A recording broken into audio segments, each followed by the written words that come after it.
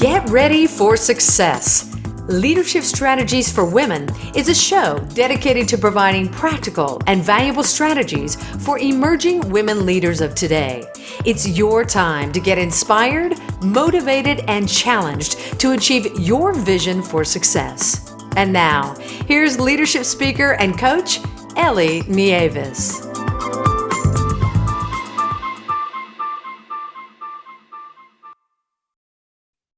This is the Leadership Strategies for Women podcast, and I am your host, Ellie Nieves. I'm the founder and president of Leadership Strategies for Women, where I develop seminars and webinars to help high-achieving women show up, speak up, and step up in their careers. To learn more, please visit my website at leadershipstrategiesforwomen.com, or you can also follow the Leadership Strategies for Women page on Facebook, Instagram, and Twitter. Here to talk to us about bringing diverse voices together is Jenn Graham. Jenn Graham is on a mission to design a more inclusive world.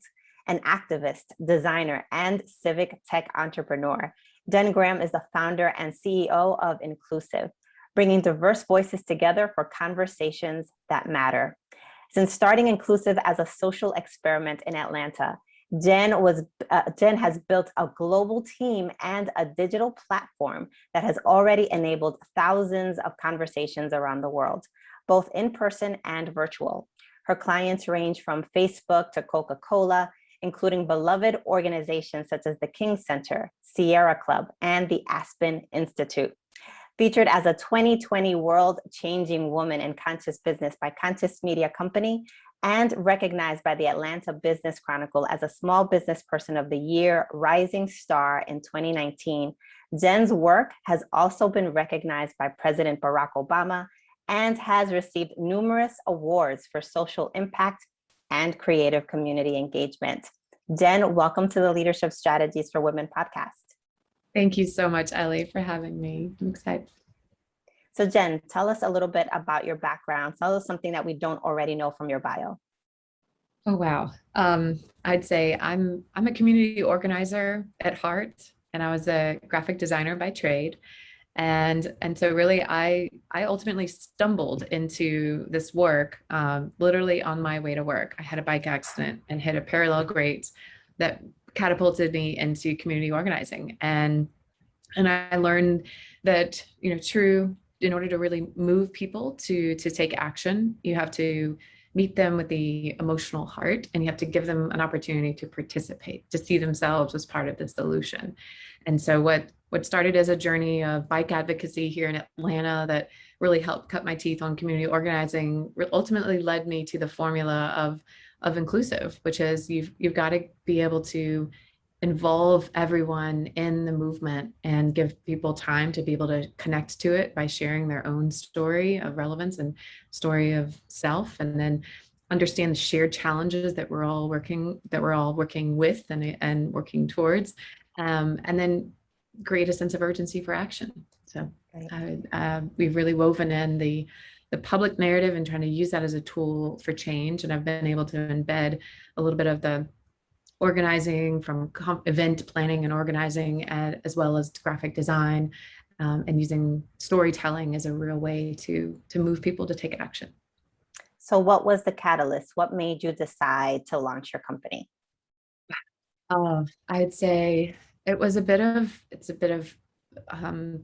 frustration with the status quo. I'd say ultimately I had spent 5 years in design in the corporate world, helping companies design real big promises, and then oftentimes not having the real work of culture change to be able to truly drive it forward. And I saw that in various components, even from helping grow TEDx Atlanta to a pretty well-known and established entity, but then realizing that we weren't able to engage the audience as much as we would like. And so I knew that we really had to think about less monologue and more dialogue in order to really bring everybody into the fold, into the way of culture change. And I know one of my favorite quotes is that in order to change a culture, you have to change the stories. And that means allowing every voice to be heard.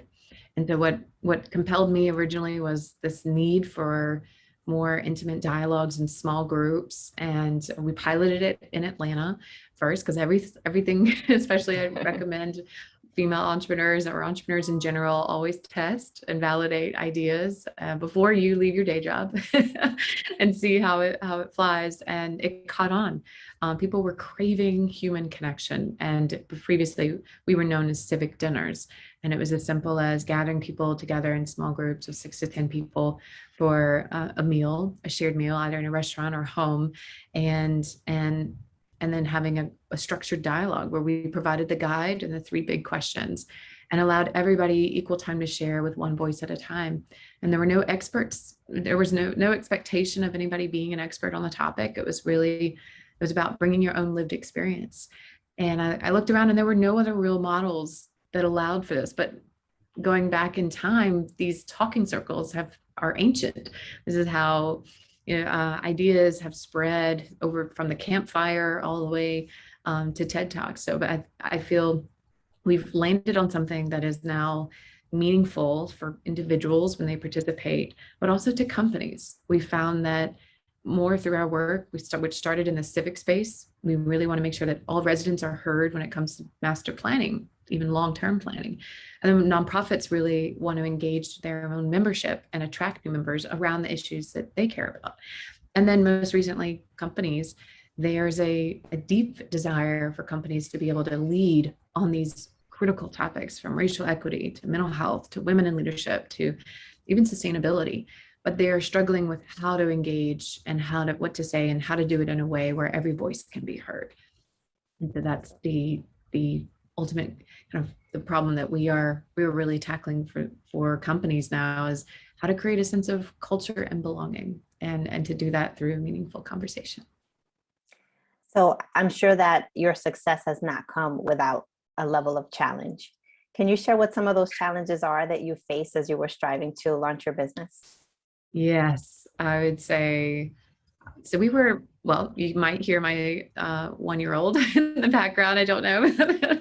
Being a mother of 2 young children, a 3.5-year-old and a 1-year-old, is a whole nother set of challenges as a female entrepreneur. And I feel, honestly, becoming a mother has made it, I think, equally as difficult to be able to work 9 or 24 hours a day. It's just impossible. But I would say it's made me smarter. It's made me a multitasker, as most women are out there. But it's also made me more empathetic as a leader. We have quite a few parents on our team, and I feel like the team is everything. Really leaning on the team when you grow, and it comes with growing pains. And I think especially when we grew so fast from 2020 during a pandemic, and grew to about 30, including full-time and contractors, and realized, sometimes growing that fast meant that the essential processes and structures weren't necessarily in place. And so we have had to go back and kind of iron out and systematize and get really concrete on role clarity on that. So building a team is an entire different skill set than having an idea and being and kind of manifesting that through research and design. So I feel I've learned so much as an entrepreneur, and if I could go back and do it again, there might be some changes that I would make, but to how I went about it. But I'm just so impressed with my team and how we have been able to pivot. We were 100% in person pre-pandemic, and we went within 10 days, flipped to be able to work or be able to bring people together all over the world for online conversations on these important topics, and launched new themes like grief and gratitude. And the moment that COVID hit us and created social isolation around the world, we were able to bring people back together. And looking forward into the future, we are going to be bringing people back together in person again, when people were desperate for connection and are so lonely and have mental health crises are off the charts. And so how do we play a role in really creating that sense of hope and humanity and meaningful connection at a time when people need it more than ever? So I'd say we've been feeling all of the feels through the pandemic and the racial inequity and the movements there. And it is tiring work to be in this space. And we just have to have grace with ourselves, with our team, and most of all, just keep going step by step. So Jen, why is it so important to talk about topics like race and mental health and allyship in the workplace? It is essential, I'd say. It's right now, there's, like I said, there are a few things around mental health that impact us more than the injustices that we're witnessing and so on. And people are bringing this with them, whether they're working from home or they're in person.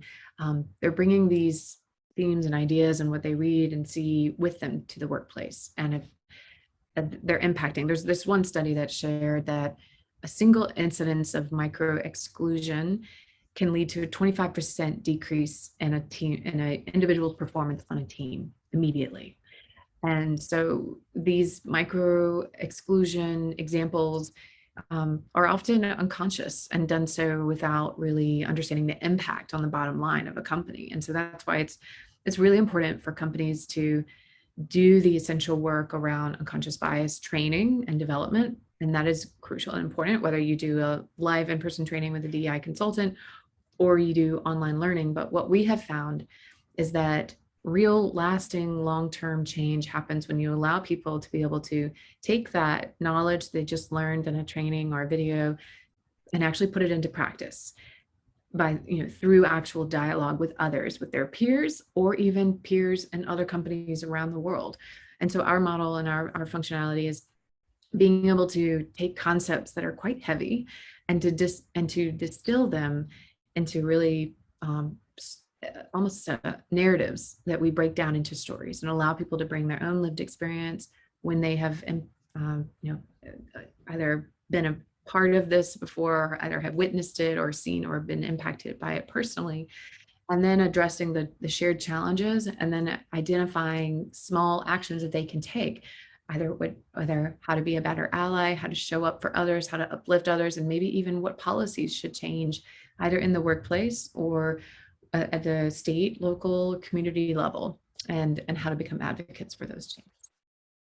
That's wonderful. Great work. Thank you.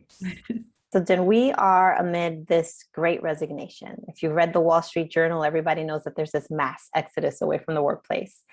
And this is such an important topic today because the reason why people are walking away from the workplace is very telling. A lot of people are feeling disenfranchised, or they're feeling like they don't receive the right level of empathy at work. How can empathy actually help leadership? And what does the future of empathy look like?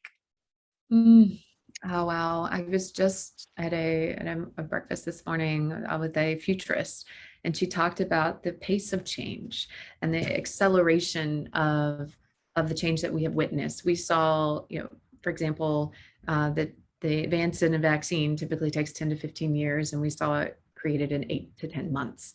And so we're seeing and we've seen the digital transformation alone, where we cut a 5-year transition down to 6 or 60 days, where majority of businesses transition to fully online. So the reality is that changes is the constant. Change is the only constant, and things are going to be reinvented. And I think empathy is one of those skills that will always and only be human. And we have to make sure that we flex what makes us human and what makes us non-replaceable, because the truth is 50% of the jobs in the future are going to be automated. And how do we start to build and strengthen what makes us unique through our human connection? And human capital will be the next era. This is like from, back in even less than 100 years ago, we were 100% industrial. And now we're moving to a pure human capital. How can you add value through your creativity? But creativity is a very intangible thing, and you have to have the right psychological safety and environment in order to have peak creativity and to have collaboration with one another. And so managers are having to learn the skills and the art of deeply understanding and supporting one another. And that means that that's a shift in leadership from top-down hierarchy to bottom-up voice and appreciation, and more coaching and more just more about like supporting and creating that environment where creativity can thrive and where innovation explores new ways and new business models. Because the truth is, like, things are changing. Business models are having to shift on a dime to respond to customer needs and respond to what the environment is. And so that requires more comfort with uncertainty. And uncertainty is not, I'd say, humanity's greatest strength. And some of us need more practice with uncertainty. And sometimes even getting in a room with strangers and having a conversation on challenging topics is practice in real time, exploration, and not knowing what you're going to say out loud and not knowing what your other peers might say out loud, and that fear. So how can we help kind of get over that, allow us grace and also the opportunity to practice empathy, really the importance of living within another person's shoes and being able to walk in their shoes and hear their stories. That storytelling is the secret way to strengthening empathy. And once you are able to, it's the difference between sympathy and empathy, which is there's quite a big difference, but until you've actually heard someone's story, that's what creates the emotional connection and the actual sensation of being in that person's experience. And that is what changes the heart, and therefore changes the mind, and allows us to really re-look at some of the policies and things that are in place within our organizations, within our society at whole. So it's an opportunity to shift the mind and prepare for more flexibility and adaptability in the future. What advice do you have for other entrepreneurs out there? Oh gosh. Know that you're not alone, and know that you always have people out there that will believe in you and that are rooting for you, and that if you ask, make sure that you write a list of your needs and be willing to put that list out there to share with your network, your advisors, your family and friends, and ask for help when you need it. I'm a big believer in manifestation, but for it to work, you have to write what you need and put it out into the universe. I would say, so lean heavily on that. I would say the other one, the next thing is make sure that you stay close with your customers, and always make sure that you are filling a real need, and that you're able to adapt to their changing needs. And so one thing that we're learning and that we're doing is constantly engaging with our customers, asking new questions, asking, even going back and asking the same questions we asked 6 months ago to see if there's a change in their situation or how our product is helping them meet their needs. And know that they are the heartbeat of every company. They are the heartbeat of growth. And then make sure that if you're focusing on your customers and providing value and they're happy, then they're going to help refer other customers, and they're going to be your biggest fans and biggest advocates. And that's been the case for us. Like our super users, the ones that show up and help pilot our conversations, are our customers. They are the ones that believe in what we're doing. And so find your super users, nurture them. And same thing with your team. Find, nurture your team, find ways to celebrate the small wins as much as the big wins, because sometimes when you're in a startup and wearing 10 different hats, from finance to accounting to sales and marketing, it's a lot. But make sure that you slow down at least once a week to appreciate all of the things that are working well, and thank those that are on your team. So what's next for you? What's next? Great question. We feel like we are at a true inflection point with our new name, Inclusivv, that we rebranded in July. It is resonating, and it is setting us up for global expansion. We are also in the middle of our in the middle of teeing off our Series A. We are kind of testing out quite a few potential directions that we can go in still. So we successfully pivoted last year to online. We're starting to go back in person. We also have new content streams that we're building, learning journeys, from our Inclusivv series that now spans 30 different topics, to our equity series, which is perfect for communities, to our future of work series, which is about how do we work in a remote when our workforce is remote, and how do we build culture and community in that environment? And then also sustainability, as we heard at the COP conference in Glasgow.